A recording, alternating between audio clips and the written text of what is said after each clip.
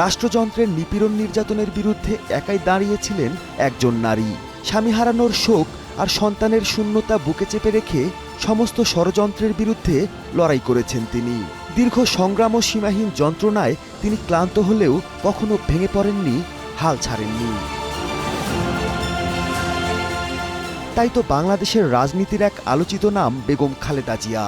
তবে একটি রায় বদলে দিয়েছিল তার জীবনের গতিপথ, আর সেই পথই তাকে দাঁড় করিয়েছে এক দীর্ঘ কষ্টময় চিকিৎসা লড়াইয়ের সামনে। ৮ ফেব্রুয়ারি ২০১৮ দুর্নীতি মামলার রায় শুনতে আদালতে হাজির হয়েছিলেন বিএনপি চেয়ারপারসন বেগম খালেদা জিয়া। রায় ঘোষণার পর তাকে রাখা হয় পুরনো কেন্দ্রীয় কারাগারের একটি পরিত্যক্ত ভবনে। বহু বছর ধরে সেই ভবনে কোনো বন্দী ছিল না। অল্প আলো, সীমিত চিকিৎসা আর নির্জন ঘরে শুরু হয় তার শারীরিক অবস্থার অবনতি। একদিকে আর্থাইটিস, ডায়াবেটিস, অন্যদিকে লিভার, কিডনি ও শ্বাসযন্ত্রে একের পর এক জটিলতা সময়ের সঙ্গে সঙ্গে শুধু বাড়তেই থাকে। ২০১৯ সালের পর হাসপাতাল যেন হয়ে ওঠে তার দ্বিতীয় বাড়ি। দীর্ঘ ৬ বছর তাকে কারারুদ্ধ করে রাখা হয়েছে। এর মধ্যে ২ বছর তিনি একটি নির্জন কারাগারে, পুরনো কারাগারে, কেন্দ্রীয় কারাগারে তাকে আটক করে রাখা হয়েছে এবং সবাই সন্দেহ করেন সেইখান থেকেই তার এই রোগের সূচনা হয়। ইনশাআল্লাহ দেশনেত্রী বেগম খালেদা জিয়া সুস্থ হবেন। আর বিদেশে যাওয়ার ব্যাপারে আমাদের সর্বোচ্চ প্রস্তুতি রয়েছে।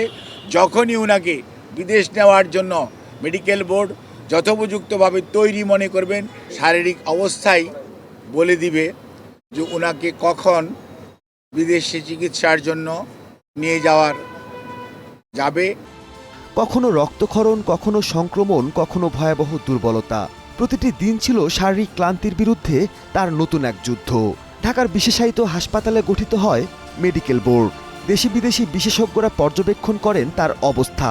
কিন্তু রোগের প্রকৃতি এতটাই জটিল ছিল যে প্রতিটি উন্নতির পরেই এসে পড়ে নতুন সংকট। পরিবারের পক্ষ থেকে বারবার বিদেশে নেবার আবেদন করা হলেও আইনি সীমাবদ্ধতা দেখিয়ে অনুমতির দরজা বন্ধ রাখে আওয়ামী লীগ সরকার। এ নিয়ে চলে রাজনৈতিক বিতর্ক।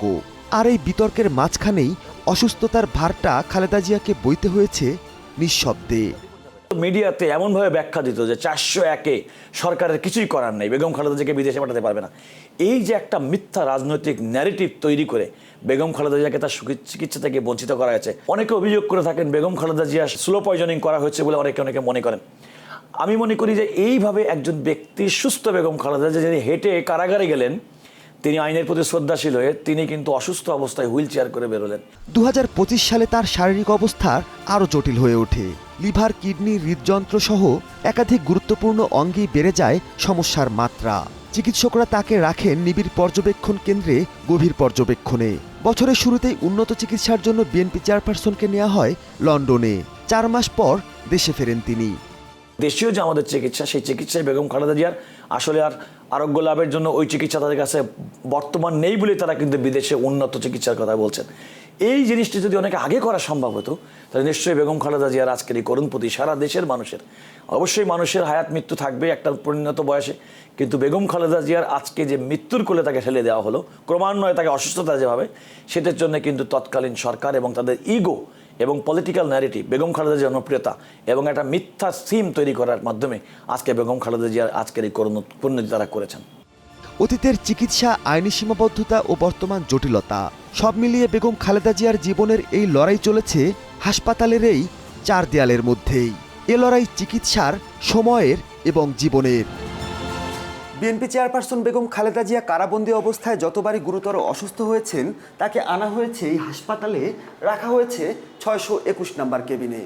এখানকার চিকিৎসকরা বারবারই বলেছেন আরও উন্নত চিকিৎসার জন্য তাকে বিদেশ নেওয়া জরুরি। এ বিষয়ে আইনি লড়াইও চালানো হয়েছে। তবে সব উদ্যোগ ব্যর্থ হয়ে গেছে ফ্যাসিস্ট সরকারের চক্রান্তে। তাদের কারণেই উন্নত চিকিৎসা থেকে বঞ্চিত হয়েছেন বেগম খালেদা জিয়া।